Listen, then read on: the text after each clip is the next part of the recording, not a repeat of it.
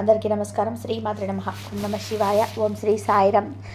ఈరోజు మనం తులారాశి వారి గురించి తెలుసుకోకుందాం. మే 23వ తేదీన శుక్రవారం రోజున మధ్యాహ్నం 2 గంటల తర్వాత వీరికి జరగబోయేది ఇదే.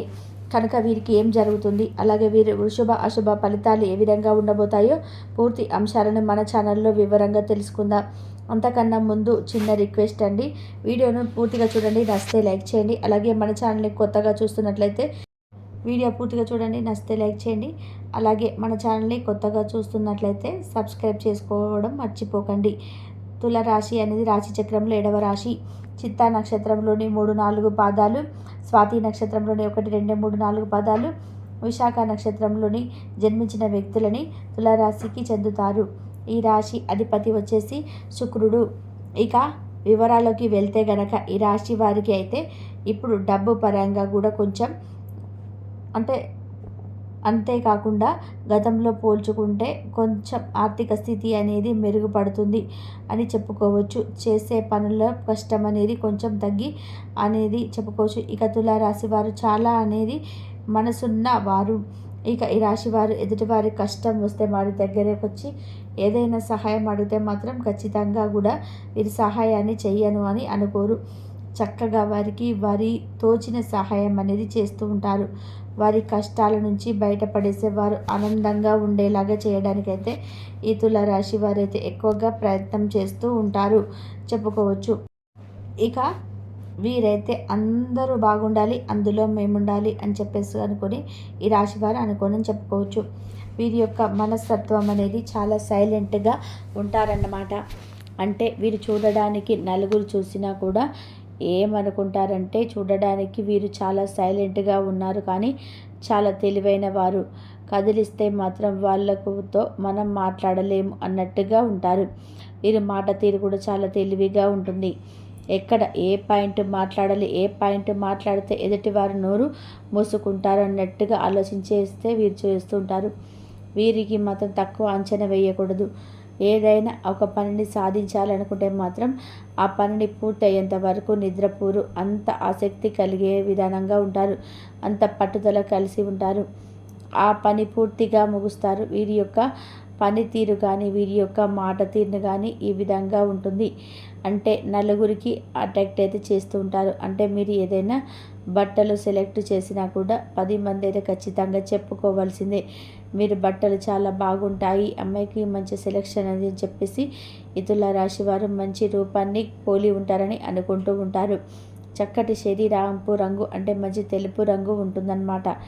ఆడవారైతే మంచిగా పెద్ద పెద్ద కళ్ళు, ఇంకా అంతేకాకుండా విశాలమైన నుదురు, అంతేకాకుండా చక్కటి మాట తీరుతో ఎదుటివారిని ఇట్టే ఆకర్షిస్తూ ఉంటారు. ఇక వీరు చాలా పొడవుగా అందంగా ఉంటారు. ఇక మగవారి విషయానికి వస్తే కనుక వీరు చాలా చక్కగా అందంగా ఎదుటివారిని ఆకట్టుకునేటట్టుగా ఉంటారు. ఇక వీరితో ఎవరైనా కానీ పరిచయం చేసుకోలేని, వీరితో మాట్లాడాలి, వీరి చేత ఏదైనా మంచి చెప్పించుకోవాలన్నట్టుగా ఎదుటివారితో చాలా ఆసక్తిగా ఫీల్ అవుతూ ఉంటారు. కాకపోతే వీరు నలుగురితోనూ కలవడానికి ఈ తులారాశి వారు అస్సలు అంతగా ఇష్టపడరు. వీరి యొక్క మెంటాలిటీ ఈ విధంగా ఉంటుంది. ఒక నిమిషం టైం కూడా ఎందుకు వేస్ట్ చేసుకోవాలి, ఈ సమయంలో నాకు ఉపయోగపడేది నేను చేసుకోవాలి, కానీ నలుగురితో మీటింగ్ వేయడం, నలుగురితో మాట్లాడడం ఇవంతా కూడా టైం వేస్ట్ కదా అన్నట్టుగా వీరైతే టైం వేస్ట్ అనేది అస్సలు చేసుకోరు. ఎప్పుడు ఏదో ఒక పని చేస్తూనే ఉంటారు. ఎందుకంటే వీరికి కష్టం అనేది బాగా తెలుసు కాబట్టి కష్టం చేయాలని, ఎప్పుడు కూడా టైం వేస్ట్ చేయాలని అనుకోరు. ఎప్పుడు కూడా డబ్బు సంపాదించాలనే మైండ్ సెట్ అయితే ఈ రాశి వారికి ఎక్కువగా ఉంటుంది. ఇక తులారాశిలో జన్మించినటువంటి వారు తెలివైన వారిని. వీరి యొక్క తెలివితేటలకు కానివ్వండి, వీరి యొక్క అందమైన రూపానికి కానివ్వండి, వీరి యొక్క చుట్టాలలోనే, బంధువులలోని దగ్గర అనుకున్న అనుకునే వాళ్ళని తిరిగి శత్రువులనే వారు ఎక్కువగా తిరిగిపోతారు. అంటే వీరు బాగా డబ్బు సంపాదిస్తున్నారు, బాగా అందంగా ఉన్నారు, మంచిగా చేస్తున్నారు, వీరి యొక్క జీవితం చాలా హ్యాపీగా ఉంది, 3 పువ్వులు 6 కాయలుగా అన్నట్టుగా చెప్పి ఎక్కువగా మంది కూడా తులారాశి వారికి నరదిష్టి అయితే పెడుతూ ఉంటారు. ఇక నరదిష్టి, నరఘోష కారణంగా ఈ తులారాశి వారికి తరచుగా అనారోగ్య సమస్యలు రావడం ఈ మధ్య కాలంలో చూసుకున్నట్లయితే కొంచెం గ్యాస్ట్రిక్ ప్రాబ్లమ్స్ రావడం కానీ, ఇలా కీళ్ళ నొప్పులు, జ్వరం ఇలాంటివి రావడం, ప్రతి దానికి కూడా కొంచెం ఎప్పుడు యాక్టివ్గా ఉండేవారు కూడా సోమరితనంగా కూడా పడుకోవాలనిపించడం, పని చేయడానికి ఇష్టంగా చూపించకపోవడం, ఇవన్నీ కూడా చేస్తూ ఉంటారు. దీనంతటికీ కూడా కారణం వీరికి నరదిష్టి, నరఘోష ఉండటం వల్ల ఖచ్చితంగా వీరు తీసేసుకోవాలి. ఎందుకంటే నిర్లక్ష్యం చేస్తే వారి యొక్క ఆదాయానికి, ఆరోగ్యానికి ఖచ్చితంగా కూడా బాధ అయితే ఉంటుంది. కాబట్టి మీరు ప్రతి ఆదివారం రోజున ఉప్పు, ఆవాలతో అలాగే పసుపుతో దిష్టి తీసేయించుకోండి. ఇలా తీసేసుకోవడం వలన కూడా మీ యొక్క నరదిష్టి, నరఘోష, నరపీడ అన్నీ కూడా తొలగిపోతాయి.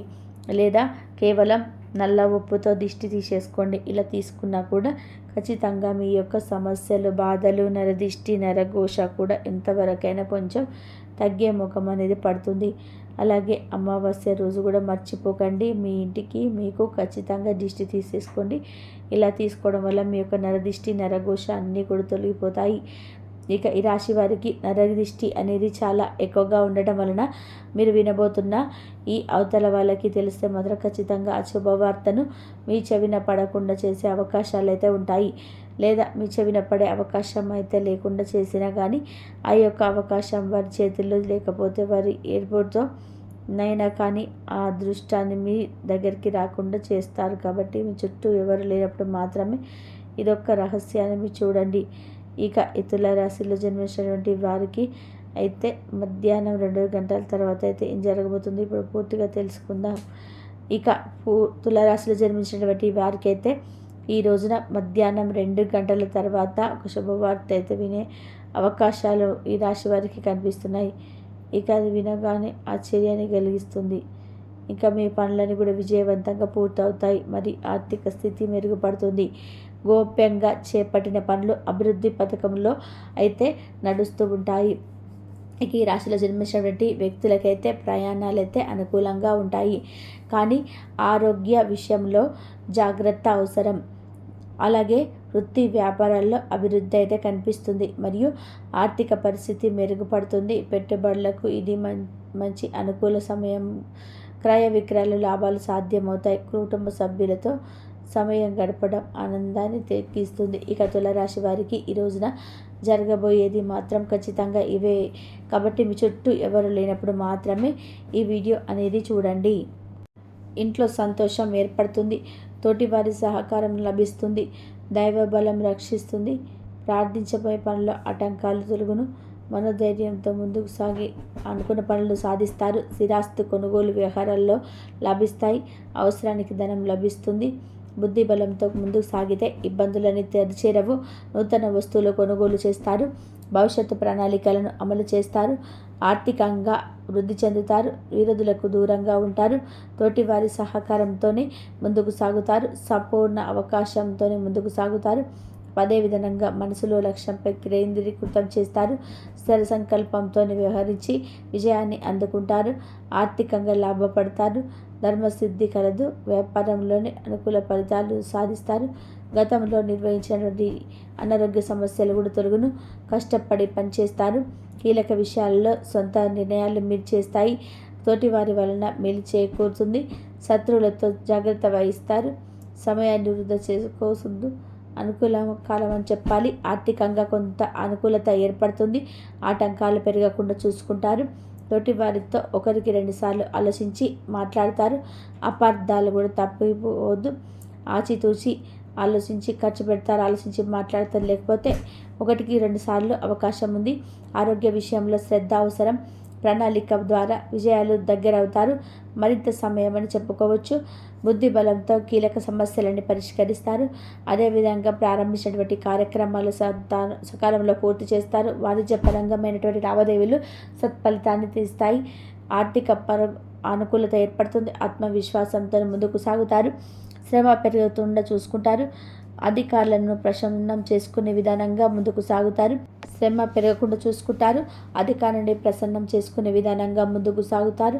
ఒక శుభవార్త ఆనందాన్ని తొలగిస్తుంది. నూతన బాధ్యతలు పెరగడం, నూతన వస్తువులను కొనుగోలు చేస్తారు. అదేవిధంగా ఇంకో ఆనందం ఏర్పడుతుంది. ఒత్తిడి పెరగకుండా చూసుకుంటారు. సంబంధ బాంధవ్యాల్లో పటిష్టం చేసుకుంటారు. ప్రయాణాలు అనుకూలిస్తాయి. ఆకస్మిక ప్రయాణాలు లాభసాటిగా సాగును. చేపట్టినటువంటి వ్యవహారాల్లో అవరోధాలను ప్రతిఘ్నిస్తారు. ఇంతవరకు చూసినందుకు ధన్యవాదాలు.